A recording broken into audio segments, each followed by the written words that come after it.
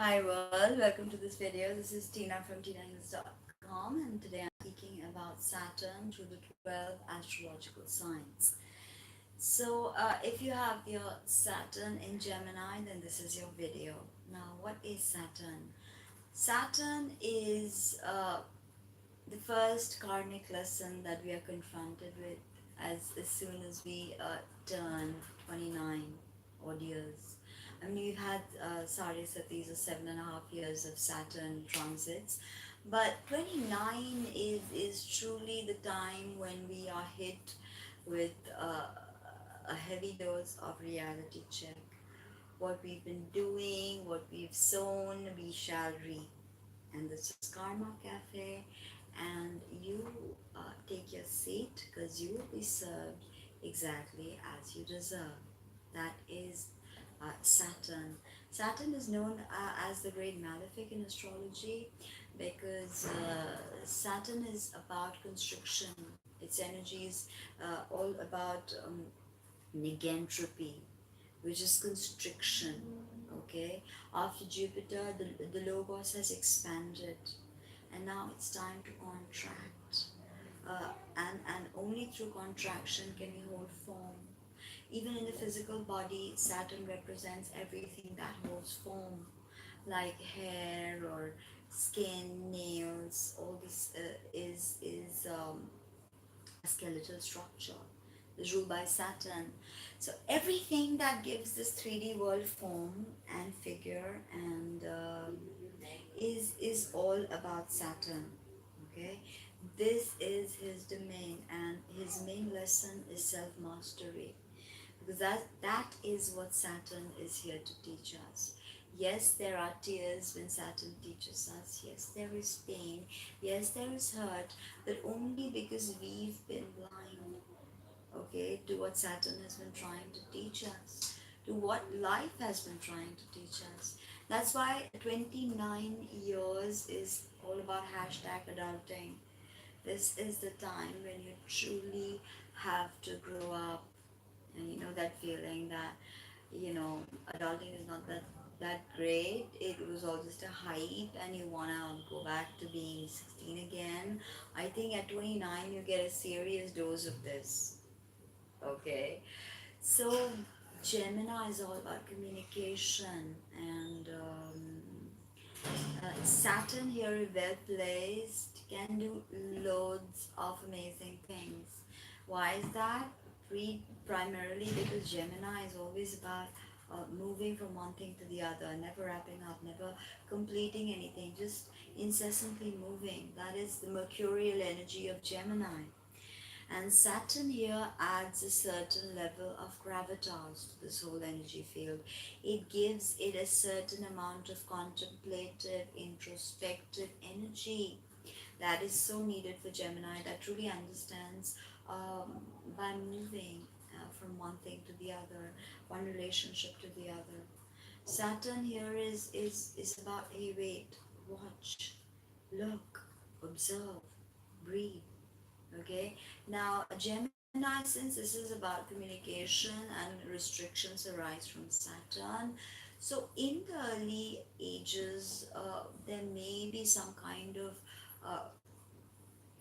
some sort of a problem with self-expression or communication. Even may have learned to speak at a later stage in life. Maybe speech came difficultly. Maybe growth was not typical; it was atypical. Okay, now as you grow and mature with Saturn's lessons, you will see that communication becomes easier. In fact, as Saturn is your greatest constriction, it is also your greatest ally. It is your greatest boon. Because in the beginning, you look at it like, oh my God, this is such a problem. I don't know how I'll for it, and then you start working with it and you learn to figure it out. And then it becomes like second nature, and then like you've learned that particular thing, and you're so much better off just learning it. Okay, and today you respect yourself. Saturn gives you respect for yourself because you see the hard work you've done. Saturn is hard work and you cannot avoid it. It's about rigorous discipline. It's about slow movement. Look at the sign it rules Capricorn. It's about mastery of the 3D world. Conquer everything. The corporate boss. It's a sign of the boss. Even Saturn's color is black in Vedic myths. It's called Shani. And even in the Vedic myths, he's the great malefic but very auspicious. He's part of the Navagrahas, or the 9 planets. And Saturn basically is here to teach us lessons. Okay, and if you have an afflicted Saturn, then you might be facing a lot of problems. Even problems with your father could arise with a complicated Saturn, especially if you have your Saturn in Capricorn. But if you work with your Saturn in Gemini, you can become a true social critic. You can truly write about anything, work on anything that uh, elevates the people, that elevates the structures of this physical world, and you can really do well with it. And especially the Gemini energy needs grounding. So this is not necessarily a bad thing. Uh, but of course, when you're younger, you will face this tremendous restrictive communication with people. You want to say something, but something else comes out. You want to say something, but you don't know how to say it, or it just never works out. The right uh, words never come out of your mouth, and yet you are Gemini. That's what you're supposed to do. The right words are supposed to just fall out of your mouth. You are all about communication, thinking, speaking, writing. So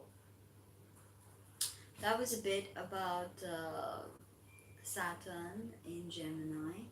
Understand that your greatest uh, downfall can be your greatest strength. Okay.